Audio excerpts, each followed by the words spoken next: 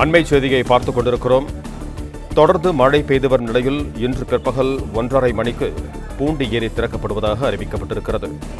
தொடர்ந்து மழை பெய்து வரும் நிலையில் இன்று பிற்பகல் 1:30 மணிக்கு பூண்டி ஏரி திறக்கப்படும் என்று அறிவிக்கப்பட்டிருக்கிறது.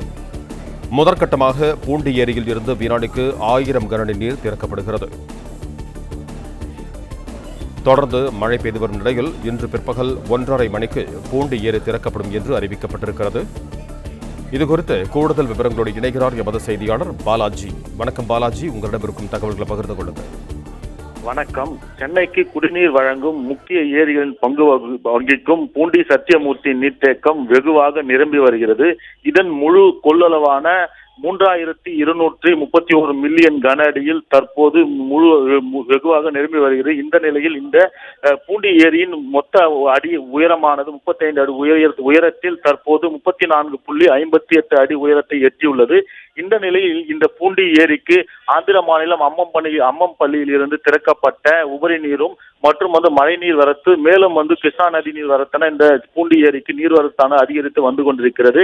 இந்த நிலையில் இந்த பூண்டி ஏரிக்கு காலை நிலவரப்படி 1290 கன அடி நீர்வரத்து வந்து கொண்டிருந்த நிலையில் தற்போது 2000 கன அடியாக வந்து கொண்டிருக்கிறது.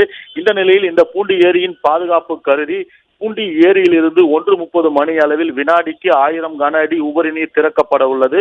மேலும் இந்த திறக்கப்படும் நீரானது ஆற்றம்பாக்கம், கிருஷ்ணாபுரம், ஒதப்பை, நெய்வேலி, எறையூர், பீமந்தோப்பு, கோரத்தண்டலம், சோமந்தப்பட்டு, மெய்யூர், வெள்ளியூர், தாமரைப்பாக்கம், திருக்கண்டலம், பண்டிகாவனூர், வெள்ளிவாயல் சாவடி, சீமாவரம், நாப்பாளையம், இடையஞ்சாவடி, மணலி புதுநகர், சடையான்குப்பம், எண்ணூர் மற்றும் கொசத்தலை ஆற்றின் இரு பக்கங்களிலும் வசிப்பவர்களுக்கு வெள்ள அபாய எச்சரிக்கை விடுக்கப்பட்டுள்ளது.